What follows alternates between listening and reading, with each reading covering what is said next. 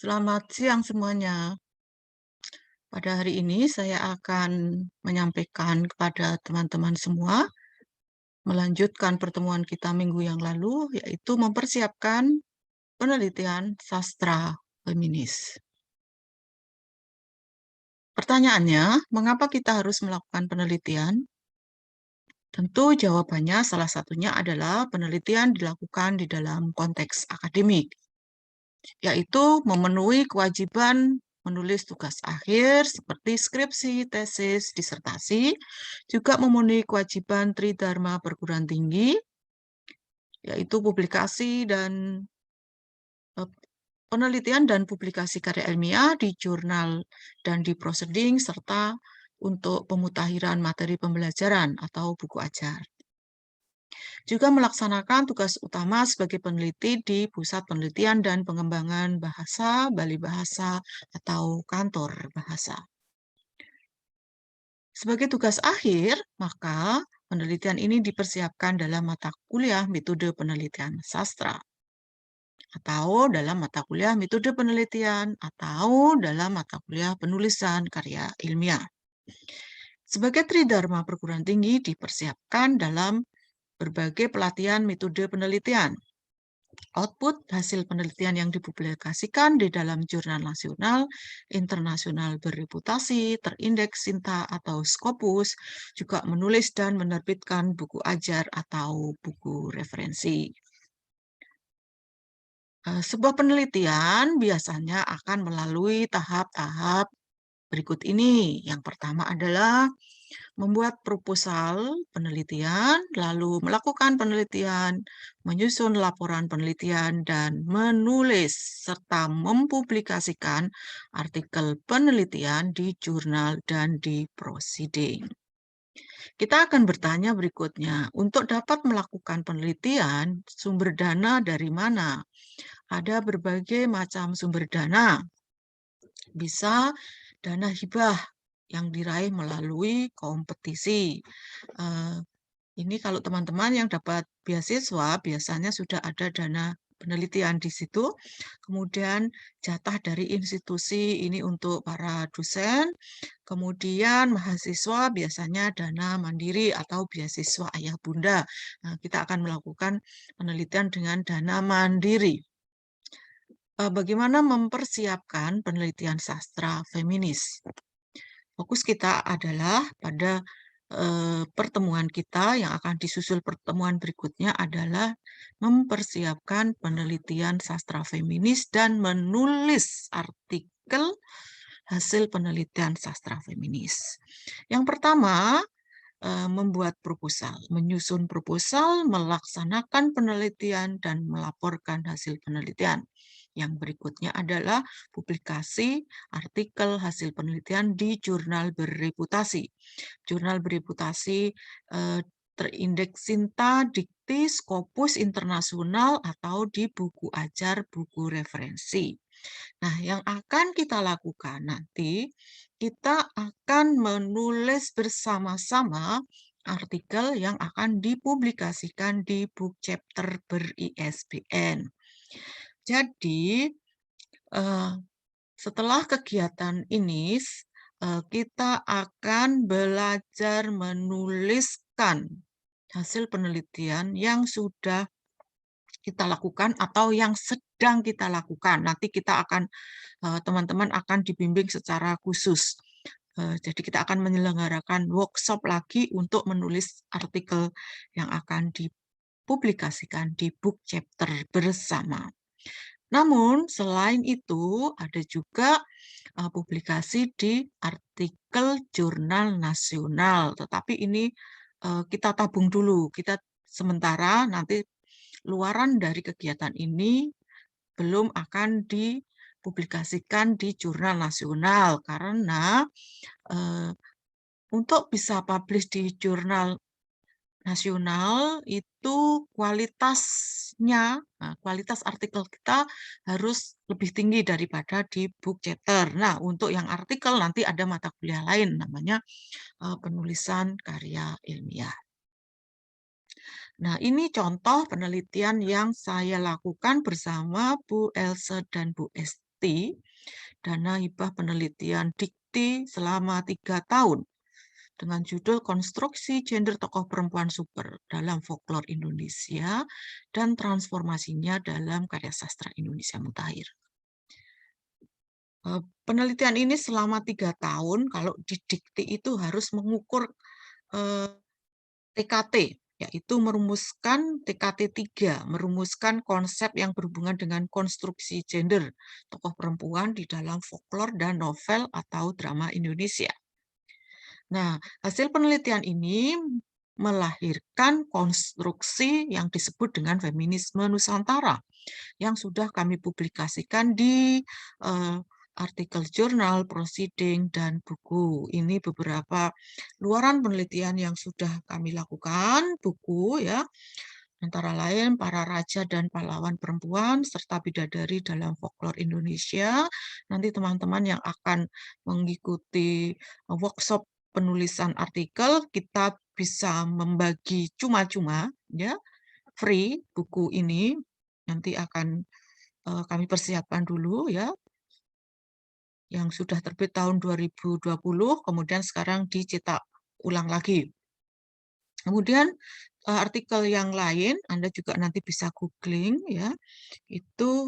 Ini sekarang sedang proses review di Jurnal Folklore Estonia. Yang sudah publish adalah di Jurnal Diksi, Memahami Motif Perkawinan Bidadari dengan Laki-laki Bumi sebagai Spirit Feminisme dalam Folklore Indonesia. Selain itu juga ada sudah publish di Jurnal Litera Sinta 2. Nanti bisa di googling, kemudian di proceeding ya, ini Bidadari di dalam Folklore Indonesia.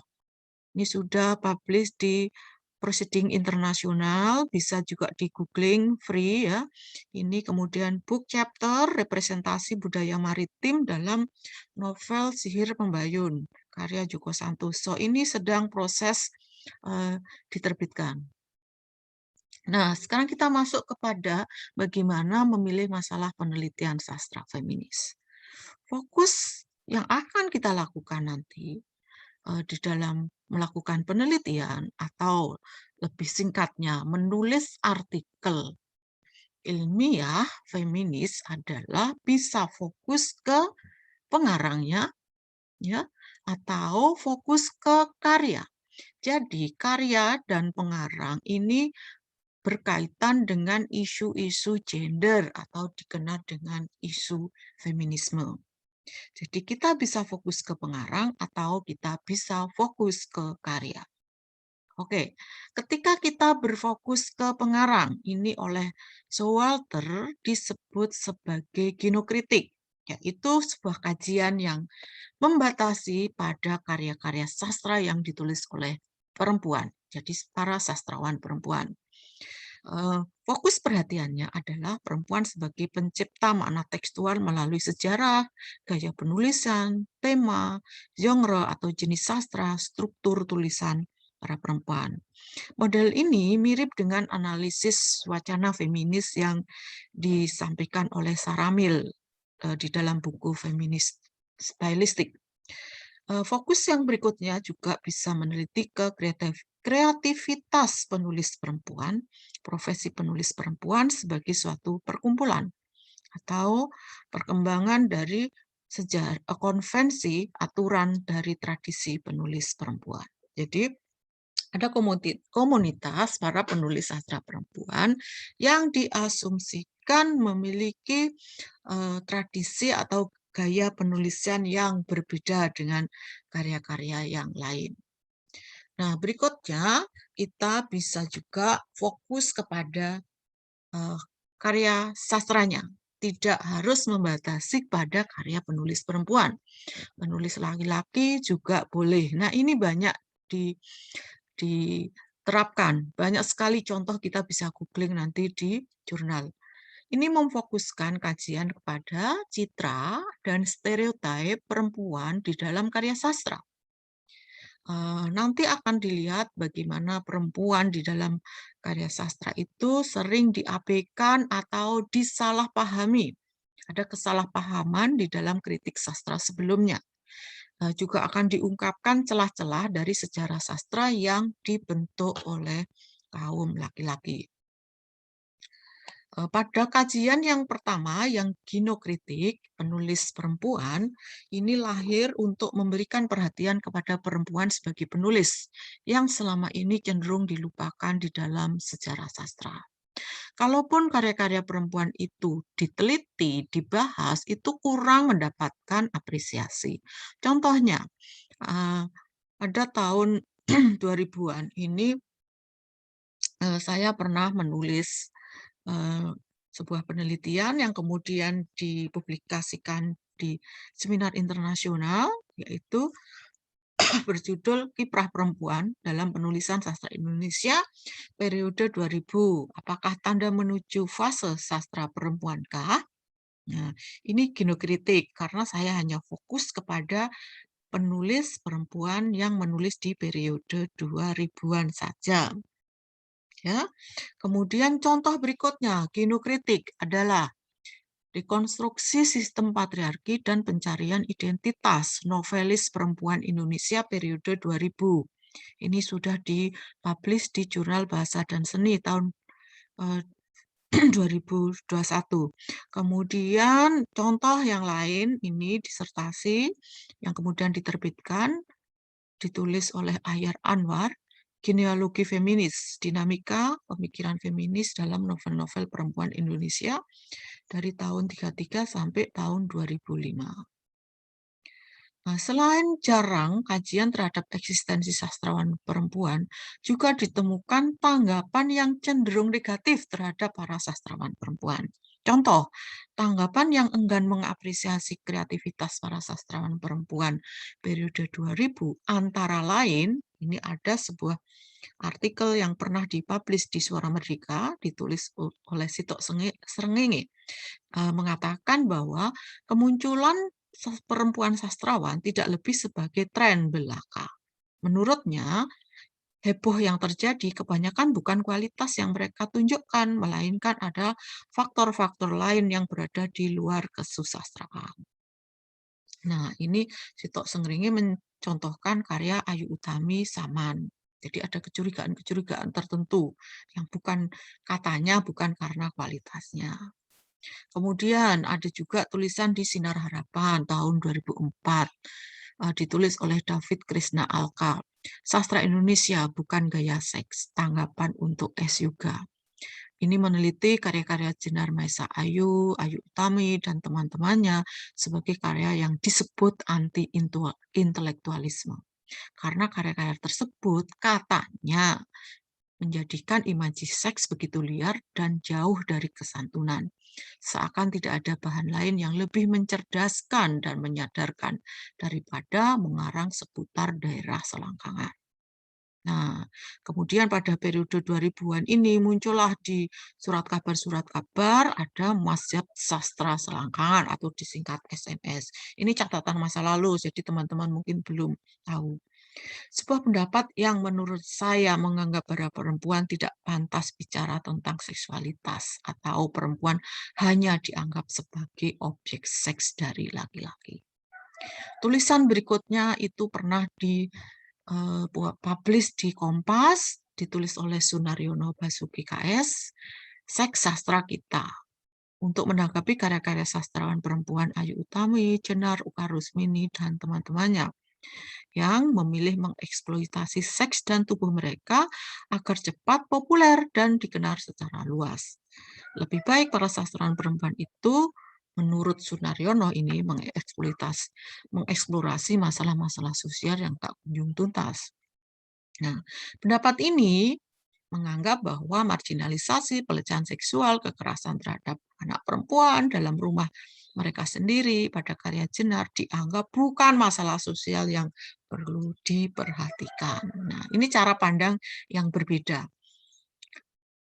Kemudian kita akan lihat bagaimana ketika fokusnya adalah ke karya, bukan ke pengarang. Di sini disebut woman as a reader, membaca sebagai perempuan atau feminis kritik. Ini melakukan reinterpretasi citra dan stereotip perempuan di dalam karya sastra, mencoba untuk mengangkat pengabaian dan kesalahpahaman di dalam kritik sastra sebelumnya, dan celah-celah di dalam sejarah sastra yang dibentuk oleh suara peneliti atau kritikus laki-laki. Jadi seperti contoh Sunaryono Basuki KS yang tadi mengatakan, perempuan Ayu Utami dan teman-temannya, apakah nggak ada masalah sosial lain yang lebih penting diangkat? Nah, itu sebenarnya adalah contoh dari suara laki-laki. Ya, berikutnya penelitian kritik feminis juga akan berinterpretasi citra perempuan di dalam sastra bisa dilihat melalui eksistensi perempuan yang sebelumnya dianggap tidak penting, bukan fokus cerita, misalnya pada novel ateis. Selama ini kita memfokuskan pada tokoh Hasan sebagai tokoh utama dan menganggap Kartini hanya sebagai tokoh periferal. Nah, dalam perspektif feminis kita akan melihat bagaimana Kartini di dalam novel itu hadir sebagai perempuan terdidik luar biasa.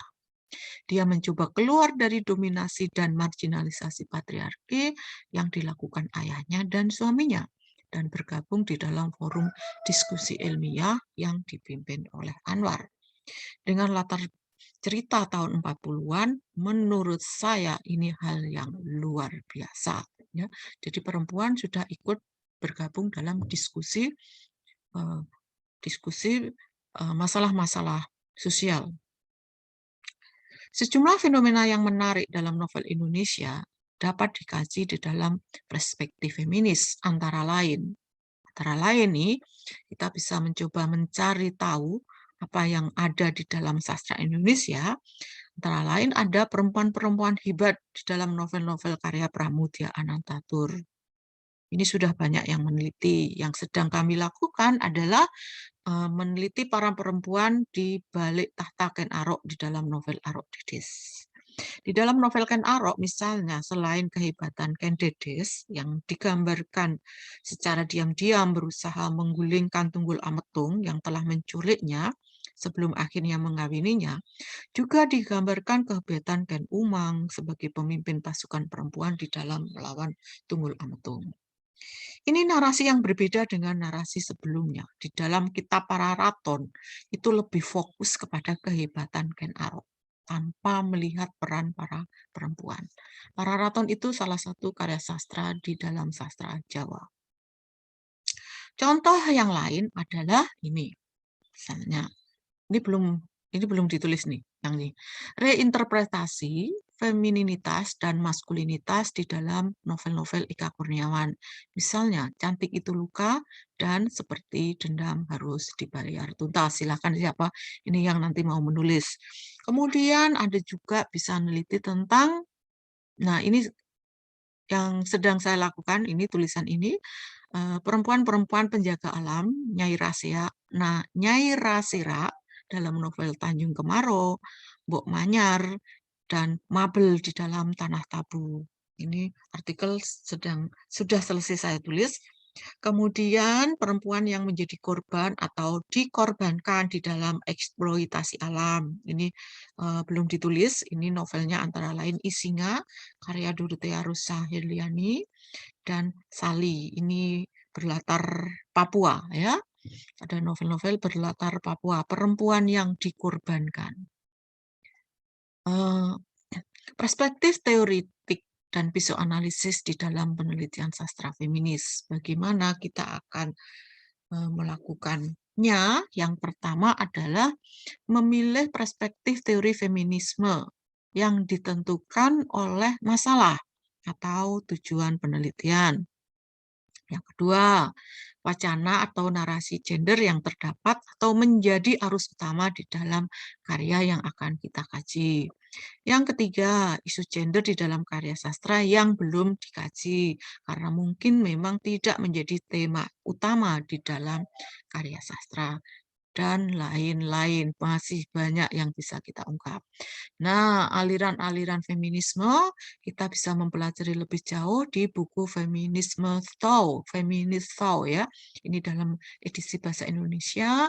Di sana ada feminisme liberal, radikal, eksistensialisme, feminisme Marxis atau sosialis, feminisme postkolonialis, feminisme psikoanalisis, feminisme postmodernisme, dan ekofeminisme.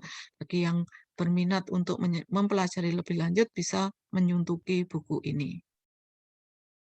Kemudian kita juga bisa menggunakan analisis wacana feminis, misalnya analisis wacana feminis Saramil, Wodak, ya, atau yang dikumpulkan di dalam bukunya Lazar juga analisis critical discourse analysis Van Dix. Ini beberapa buku analisis wacana feminis yang bisa kita pelajari lebih lanjut nanti. Oke, berikutnya metode dan analisis feminis. Ada banyak metode yang bisa dipakai. Antara lain, ini menurut bukunya Denshin dan Lincolns, itu antara lain adalah ada sudut pandang feminis atau standpoint feminis, empirisme feminis, dan feminis postmodernisme. Nah, yang standpoint feminis atau titik pijak atau sudut pandang feminis ini menekankan suatu pandangan tertentu yang berpijak pada atau bersumber dari pengalaman nyata kaum perempuan. Jadi bagaimana pengalaman nyata kaum perempuan? Nah, yang ada di dalam kehidupan real, misalnya pengarang-pengarang perempuan atau karya-karya yang tentang perempuan yang ditulis oleh pengarang perempuan. Ini bisa menggunakan standpoint feminis. Penelitian empirisme feminis melakukan penelitian dengan kepatuhan yang tinggi dan sadar pada standar aturan penelitian kualitatif yang berlaku. Ini benar-benar penelitian kualitatif. Penelitian bertumpu pada asumsi intersubjektivitas dan secara umum menciptakan makna dan realitas antara peneliti dan partisipan. Ini bisa digunakan untuk penelitian ke ginokritik. Kita meneliti pengarang-pengarang perempuan, kemudian mereka diajak berbicara, diskusi, lalu kita menyimak dan mencatat pengalamannya seperti apa. Pengalaman yang intersubjektif itu. Berikutnya, metode penelitian feminis postmodernis memfokuskan perhatian pada sulitnya menghasilkan lebih dari sekedar kisah penggalan tentang kehidupan kaum perempuan di dalam konteks penindasan secara terus-menerus.